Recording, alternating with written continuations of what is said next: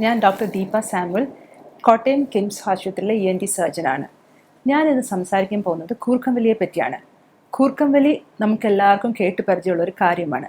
എന്നാൽ നമ്മൾ വിചാരിക്കുന്നതിലും കൂടുതൽ ഒരു ജനസംഖ്യയെ ബാധിക്കുന്ന ഒരു പ്രശ്നമാണ് ഈ കൂർക്കം വലി. നമ്മൾ കണക്കുകൾ എടുത്തു കഴിഞ്ഞാൽ ഏകദേശം 35 മുതൽ 40% പുരുഷന്മാരെയും ഒരു 15 മുതൽ 20% സ്ത്രീകളെയും ഈ കൂർക്കം വലി ബാധിക്കാറുണ്ട്. ഇനി നമ്മുടെ ഈ പ്രായം കൂടുന്നതിനനുസരിച്ച് കൂർക്കം വലിക്കുന്നതിൻ്റെ ബുദ്ധിമുട്ട് കൂടി വരാറുണ്ട്. നമ്മൾ ഹാബിച്വൽ സ്നോറിങ് എന്ന് പറഞ്ഞൊരു വാക്കുണ്ട്. എന്ന് വെച്ച് കഴിഞ്ഞാൽ ആഴ്ചയിൽ ഒരു 3 പ്രാവശ്യത്തേക്കും കൂടുതൽ കൂർക്കം വലിക്കുക. അത് ഏകദേശം ഒരു 15% കുട്ടികളെയും ഒരു 30 മുതൽ 40% മുതിർന്നവരെയും ബാധിക്കാറുണ്ട്. നമ്മൾ എന്തുകൊണ്ട് കൂർക്കം വലിക്കുന്നു? നമ്മളാണെങ്കിൽ കിടക്കുന്ന സമയത്ത് നമ്മുടെ കഴുത്തിൻ്റെ മസിൽസ് ഒരു റിലാക്സ് സ്റ്റേറ്റിലായിരിക്കും. ആ റിലാക്സ് സ്റ്റേറ്റിൽ ചിലർക്കൊരു പാർഷ്യൽ ഒബ്സ്ട്രക്ഷൻ ആ സമയത്ത് അവിടെ ഉണ്ടാകാറുണ്ട്. ആ പാർഷ്യൽ ഒബ്സ്ട്രക്ഷനെതിരെ നമ്മൾ ബ്രീത് ചെയ്യാൻ ശ്രമിക്കുമ്പം നമ്മുടെ നാക്ക്, നമ്മുടെ ടോൺസിൽ, നമ്മുടെ നാക്കിൻ്റെ പുറകിലത്തെ ആ ഏരിയ അതെല്ലാം ഒരു സൗണ്ട് ഉണ്ടാക്കും, ഒരു വൈബ്രേഷൻ ഉണ്ടാക്കും. ആ വൈബ്രേഷൻ കാരണം ഉണ്ടാകുന്ന ശബ്ദമാണ് നമ്മൾ ഈ കൂർക്കം വലിയായിട്ട് കേൾക്കുന്നത്. ചിലരുടെ കൂർക്കം വലി നമുക്കൊരു വലിയൊരു ബുദ്ധിമുട്ടല്ല, നമ്മുടെ ആ റൂമിനകത്ത് നമ്മുടെ തൊട്ടടുത്ത ഒരാൾക്ക് മാത്രമേ ചിലപ്പോൾ കേട്ടെന്ന് വരത്തുള്ളൂ. എന്നാൽ ചിലരുടെ കൂർക്കം വലി നമുക്ക് അപ്പുറത്തെ മുറി വരെയും കേൾക്കാറുണ്ട്. അപ്പോൾ അറൗണ്ട് ചിലർക്കൊക്കെ 90 ഡെസിബിളിന് മുകളിൽ പോകാറുണ്ട്. നമ്മളിനി ഈ 90 ഡെസിബിൾ എന്നൊക്കെ പറയുമ്പോൾ എന്താണ് ഉദ്ദേശിക്കുന്നത്? നമ്മൾ ഈ സാധാരണ സംസാരിക്കുന്ന ഒരു ഫ്രീക്വൻസി എന്ന് പറയുന്നത് അറൗണ്ട് 50 to 60 ഡെസിബിൾസാണ്. അപ്പോൾ ഒരു 90 ഡെസിബിൾസ് എന്ന് പറയുമ്പോഴത്തേക്ക് നമുക്ക് ഈ ഗ്രാസ് ഒക്കെ തെളിക്കുന്ന ഒരു ലോൺ മൂവർ ഒക്കെ ഇല്ലേ, അതോ അല്ലെങ്കിൽ ആംബുലൻസിൻ്റെ സൗണ്ട് ഒരു 100 ഡെസിബിൾസ്. അപ്പോൾ ആ ഒരു സൗണ്ട് വരേക്കും ചിലർക്ക് കൂർക്കം വലി പോകാറുണ്ട്. നമുക്കിനി കൂർക്കം വലിക്കുന്നതിൻ്റെ കാരണങ്ങൾ എന്താണെന്ന് നമുക്കൊന്ന് നോക്കാം. അപ്പം അത് കുട്ടികളിലാണെങ്കിൽ മോസ്റ്റ് കോമൺ ആയിട്ട് ഈ മൂക്കിൻ്റെ പുറകിൽ ദശ വളർച്ച, അഡിനോയിഡ് എന്ന് പറയും, അത് കാരണമോ അല്ലെങ്കിൽ വായിക്കകത്ത് ടോൺസിൽ എന്ന് പറയുന്ന ഗ്ലാൻഡ് വീർത്തിരിക്കുകയോ അല്ലെങ്കിൽ ഈ രണ്ടും കൂടി വീർക്കുന്ന സ്റ്റേറ്റും ഉണ്ട്. അഡിനോയിഡും ടോൺസിൽ രണ്ടും വീർത്തിരിക്കുന്ന സ്റ്റേറ്റ് അതും കോമൺ ആയിട്ട് കാണാറുണ്ട്. അപ്പോൾ ഇതൊക്കെ കാരണം കുട്ടികളിൽ കൂർക്കം വലി ആയിട്ട് അവർ പ്രസൻറ്റ് ചെയ്യാറുണ്ട്. ഈ ഒരു കാരണം, കൂർക്കം വലി എന്നുള്ള കാരണം കൊണ്ട് മാത്രം തന്നെ പേരൻസ് കുട്ടികളെ OPയിൽ കൊണ്ടുവരാറുമുണ്ട്. ഇനി മുതിർന്നവരിൽ എന്താ നമുക്ക് കാരണം എന്ന് നോക്കാം. അത് based on the level of obstruction നമുക്ക് ഡിവൈഡ് ചെയ്യാം. എന്നുവെച്ചാൽ എവിടെയാണ് തടസ്സം അതിനനുസരിച്ച് നമുക്ക് ഡിവൈഡ് ചെയ്യാം. ഇപ്പം മൂക്കിലാണെങ്കിൽ മൂക്കിൻ്റെ പാലത്തിൻ്റെ വളവ്, മൂക്കിനകത്ത് ദശ വളർച്ച, അത് ചിലപ്പം ക്യാൻസർ ഉള്ള കട്ടികളാവും, ക്യാൻസർ അല്ലാത്ത കട്ടികളാവും. അല്ലെങ്കിൽ മൂക്കിനകത്ത് ബോൺ വീർത്തിരിക്കുക, അല്ലെങ്കിൽ മൂക്കിൻ്റെ ആ ദ്വാരം തുടങ്ങുന്നിടത്ത് അവിടുത്തെ സ്ഥലം താന്നിരിക്കുക, അല്ലെങ്കിൽ മൂക്കിൻ്റെ ബാക്കിലെ ഏരിയ അവിടെ നേസോഫാരിങ്സ് പറയും, അവിടെ എന്തെങ്കിലും തടിപ്പ്. ഇതൊക്കെ കാരണം മൂക്കിൽ കൂടെ കാറ്റ് പോകാൻ ബുദ്ധിമുട്ടുണ്ടാവും. ഇതെല്ലാം കാരണം കൂർക്കം വലിയും ഉണ്ടാവാറുണ്ട്. അടുത്തത് നമുക്ക് തൊണ്ടയിലെ കാര്യങ്ങൾ നോക്കാം. എന്ന് വെച്ച് കഴിഞ്ഞാൽ നമ്മുടെ ടോൺസിൽ വീർത്തിരിക്കുകയോ, അല്ലെങ്കിൽ നാക്ക്, ചിലർക്ക് വലിയ നാക്കായിരിക്കും, അത് കാരണമോ, അല്ലെങ്കിൽ ത്രോട്ടിലെ ഓരോ മുഴകൾ കാരണമോ, അല്ലെങ്കിൽ നമ്മുടെ കുറിനാക്ക് തൂങ്ങിയിരിക്കുകയോ, സാധാരണക്കാലം തൂങ്ങിയിരിക്കുകയോ, അല്ലെങ്കിൽ നമ്മുടെ എപ്പിഗ്ലോട്ടിസ് എന്ന് പറഞ്ഞ സ്ട്രക്ചർ ഉണ്ട്. അതെന്ന് പറഞ്ഞു കഴിഞ്ഞാൽ ഒരു വാൽവാണ്. നമ്മളാണെങ്കിൽ ഭക്ഷണം കഴിക്കുമ്പം അത് നമ്മുടെ ലങ്സിലേക്ക്, നമ്മുടെ ശ്വാസകോശത്തേക്ക് പോവാതിരിക്കാനായിട്ട് അത് തടസ്സപ്പെടുത്തുന്ന ഒരു വാൽവാണ്. അപ്പം അത് എപ്പിഗ്ലോട്ടിസിൻ്റെ ഷേപ്പിന് എന്തെങ്കിലും അബ്നോർമാലിറ്റി ഉള്ളവരോ അങ്ങനെയൊക്കെ ഒരു ചേഞ്ചസ് ഉള്ളവർക്കും ഈ കൂർക്കം വലി പ്രസൻറ്റ് ചെയ്യാറുണ്ട്. ഇതല്ലാതെ നമ്മുടെ താടിയിൽ കുറച്ച് പുറകിലേക്ക് ഇരിക്കുന്നവർക്കും ആ എയർവേ ഒബ്സ്ട്രക്റ്റഡ് ആവും. അങ്ങനെയുള്ളവരിലും കൂർക്കം വലി കാണാറുണ്ട്. അപ്പം ഇതൊക്കെയാണ് ബേസിക്കലി നമ്മൾ കാണുന്ന രീതിയിലുള്ള നമ്മുടെ ബോഡിക്കകത്ത് ഉള്ള അനാറ്റമിക്കൽ ചേഞ്ച്, വ്യത്യാസങ്ങൾ. ഇനി ഇതല്ലാതെ ജനറലായിട്ട് നമ്മൾ കാണുന്ന കാര്യങ്ങൾ എന്ന് പറഞ്ഞു കഴിഞ്ഞാൽ ഒബീസിറ്റി എന്ന് വെച്ചാൽ അമിതവണ്ണം എന്ന് നമ്മൾ എങ്ങനെയാണ് പറയുന്നതെന്ന് പറഞ്ഞു കഴിഞ്ഞാൽ ബോഡി മാസ് ഇൻഡെക്സ് എന്ന് വെച്ചാൽ weight in kg by height in metre square. അത് ഏകദേശം ഒരു 30ക്ക് മേളിലാണെങ്കിൽ നമ്മൾ ഒബീസ് ആണ് ആളെന്ന് പറയും. എന്ന് വെച്ചാൽ ആള് അമിതവണ്ണത്തിൽ ആ കാറ്റഗറിയിൽ പെടുന്നു. ഇനി അതല്ലാതെ പിന്നുള്ള കാരണങ്ങൾ എന്ന് പറഞ്ഞു കഴിഞ്ഞാൽ അമിതമായിട്ട് ആൽക്കഹോൾ എടുക്കുക, അല്ലെങ്കിൽ മയക്കുമരുന്നുകൾ എടുക്കുന്നവർ, അല്ലെങ്കിൽ ഉറങ്ങാനുള്ള ഗുളികൾ എടുക്കുക, ഇങ്ങനെയുള്ളവരിലൊക്കെ കൂർക്കം വലി കാണാറുണ്ട്. കൂർക്കം വലിയും അമിതവണ്ണവും കൂടി ഒരു ഇന്റർറിലേറ്റഡ് ആണ്. എന്ന് വെച്ച് കഴിഞ്ഞാൽ കൂർക്കം വലിക്കുന്നവരിൽ പൊതുവെ അമിതവണ്ണം ഉള്ളവരായിരിക്കും. അതുപോലെ തന്നെ അമിതവണ്ണം ഉള്ളവരിൽ എന്തായാലും കൂർക്കം വലിയും ഉണ്ടായിരിക്കും. അതൊരു സൈക്കിൾ തന്നെയാണ്. കൂർക്കം വലി കാരണം എന്തൊക്കെ പ്രശ്നങ്ങൾ, എന്തൊക്കെ ബുദ്ധിമുട്ടുകൾ ഉണ്ടാകും? നമുക്കാണെങ്കിൽ ഈ കൂർക്കം വലിക്കുന്ന ആൾക്ക് രാത്രി ഉറക്കം കംപ്ലീറ്റ് ആയിട്ട് ശരിയാവത്തില്ല. ഇടയ്ക്കിടയ്ക്ക് ആൾ എഴുന്നേക്കും. ആൾക്ക് ഇടയ്ക്കിടയ്ക്ക് ആ സ്ലീപ്പ് പാറ്റേൺ തടസ്സപ്പെടുത്തുമ്പം ആ കംപ്ലീറ്റ് സ്ലീപ്പ്, ആ ഡീപ്പ് സ്ലീപ്പ് കിട്ടാത്തപ്പോൾ രാവിലെ എഴുന്നേക്കുമ്പോൾ ഫ്രഷ് ആയിരിക്കത്തില്ല. അങ്ങനെ ഇടയ്ക്കിടയ്ക്ക് ആ ഫ്രഷ്നെസ് ഇല്ലാതെ നമ്മൾ രാവിലെ എഴുന്നേക്കും. അന്നത്തെ ദിവസത്തെ നമ്മുടെ പാറ്റേണെ തടസ്സപ്പെടും. അന്നത്തെ ഡേ അയാൾ ഇറിറ്റബിൾ ആയിരിക്കും, അയാളുടെ മൂഡ് സ്വിങ്സ് ഉണ്ടാകും, ഡിപ്രഷനിലേക്ക് പലരും പോകാറുണ്ട്, മെമ്മറി ലോസ് ഉണ്ടാവാറുണ്ട്. ചിലർക്ക് അന്നത്തെ ദിവസം ഫുൾ തലവേദന കാണാറുണ്ട്. ചിലർക്കാണെങ്കിൽ അവരുടെ സെക്സിനോടുള്ള താല്പര്യത്തിന് പ്രശ്നം വരും. ഇങ്ങനത്തെ ഉള്ളവർക്കാണെങ്കിൽ ഈ ആക്സിഡൻസ്, നമ്മൾ ഈ വണ്ടി ഓടിച്ച് സമയത്ത് ചിലരൊക്കെ ഉറങ്ങിപ്പോവുമല്ലോ, അങ്ങനെയുള്ള റോഡ് ട്രാഫിക് ആക്സിഡൻസിന് വരെ വിധേയപ്പെടാറുണ്ട്. ഇതൊന്നും അല്ലാതെ തന്നെ അത് വേറൊരു വലിയ പ്രശ്നം എന്ന് പറഞ്ഞു കഴിഞ്ഞാൽ, ഈ കൂർക്കം വലിക്കുന്നവരല്ല അവരനുഭവിക്കുന്നതിൻ്റെ കൂടെ തന്നെ അവരുടെ കൂടെയുള്ള പാർട്ട്ണറും അവരുടെ വീട്ടിലുള്ള ആളുകൾക്കും ഈ കൂർക്കം വലി കാരണം അവർക്ക് ഉറക്കം ശരിയാവാറില്ല.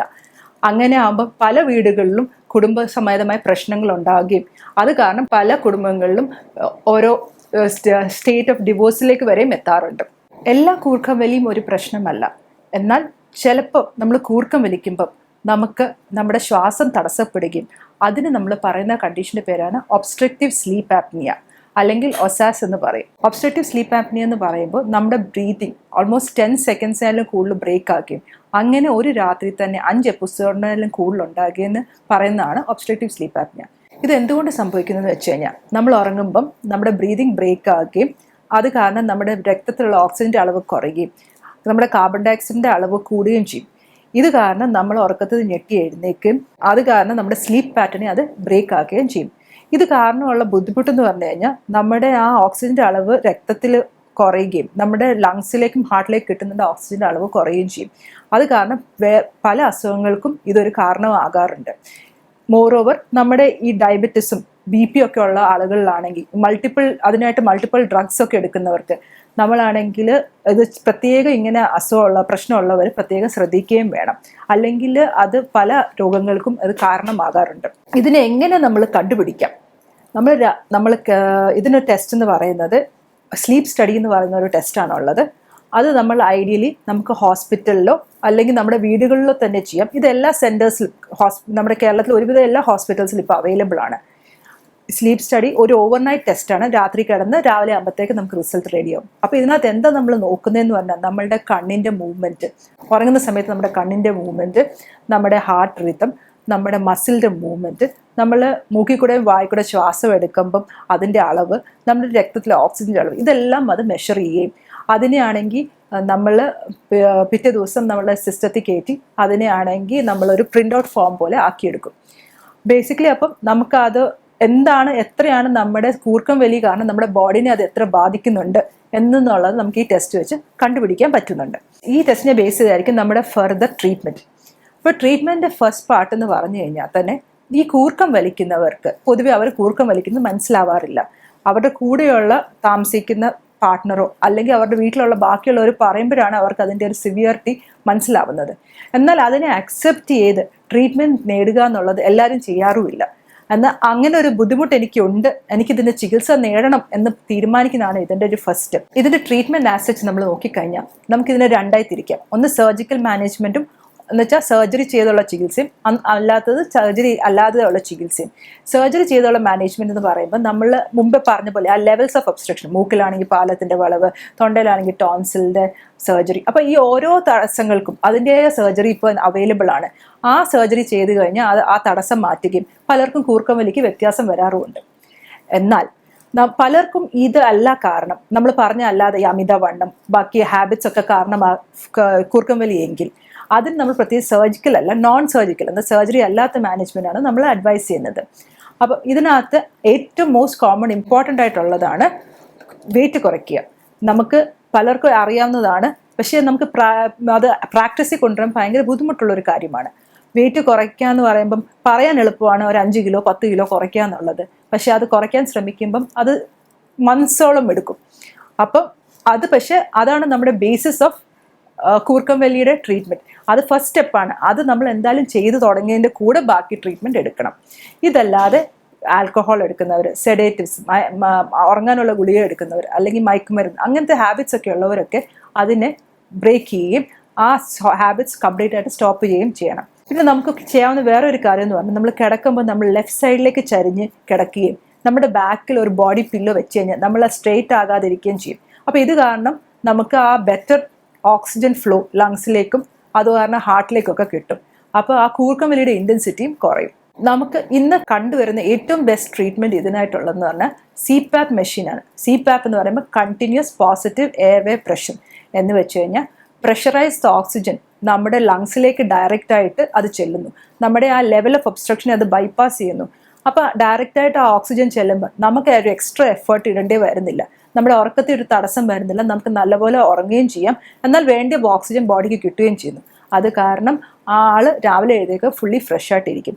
ഇത് ഉപയോഗിച്ച് പലർക്കും നല്ല വ്യത്യാസമുണ്ടെന്ന് നമുക്ക് പറഞ്ഞു കേട്ടിട്ടുമുണ്ട്, നമ്മൾ കണ്ടിട്ടുമുണ്ട്. അപ്പം ഈ CPAP മെഷീൻ എന്ന് പറയുന്ന കാര്യം പല സ്ഥലങ്ങളിലും പല വെറൈറ്റി പല മോഡലുകൾ എല്ലാം അവൈലബിൾ ആണ്. പല റേഞ്ച് ഉണ്ട്. അപ്പം നമുക്ക് ഏതാ സൂട്ടബിൾ എന്നുള്ളത് നമ്മൾ ചെക്ക് ചെയ്ത് നോക്കിയിട്ട് അതിനെ ഉപയോഗിക്കുന്നതാണ് ഏറ്റവും നല്ലത്. ഇതല്ലാതെ നമ്മുടെ ഈ മുൻപ് പറഞ്ഞ നമ്മുടെ മൂക്കിൻ്റെ ആ തുടക്കത്തിലുള്ള നേസൽ വാൽവ്, ആ തുടക്ക ഭാഗം അവിടെ കൊളാപ്സ് ഉള്ളവർക്ക് അത് ഓപ്പൺ ചെയ്ത് വെക്കത്തക്ക രീതിയിലുള്ള മെഷീൻ ഇപ്പോൾ അവൈലബിൾ ആണ്. അല്ലെങ്കിൽ നമ്മൾ മുമ്പേ പറഞ്ഞ പോലെ ആ താടിയിൽ പുറകിലേക്ക് ഇരിക്കുന്നവർ അത് മുന്നോട്ട് അഡ്വാൻസ് ചെയ്യുന്ന ടെക്നിക്ക് ഇപ്പോൾ അവൈലബിൾ ആണ്. അപ്പം നമ്മൾ കറക്റ്റായിട്ട് ഏതാണ് നമുക്ക് വേണ്ടിയെന്നുള്ളത് നമ്മൾ ആ ഡോക്ടറോട് സംസാരിച്ചിട്ട് അത് നമ്മൾ തീരുമാനിക്കണം. ചുരുക്കം പറഞ്ഞു കഴിഞ്ഞാൽ കൂർക്കം വലിക്കുന്നുണ്ടെങ്കിൽ നിങ്ങൾ ഒറ്റയ്ക്കല്ല. ഈ ലോകത്ത് നിങ്ങളുടെ കൂടെ തന്നെ ഇതേ ബുദ്ധിമുട്ടുള്ള അനേകരുണ്ട്. അപ്പം ഏറ്റവും അത്യാവശ്യം വേണ്ടിയെന്ന് പറഞ്ഞാൽ അതിന് ചികിത്സ തേടുകയും ഈ ബുദ്ധിമുട്ടിൽ നിന്നൊരു മോചനം നേടുകയാണ് അത്യാവശ്യം.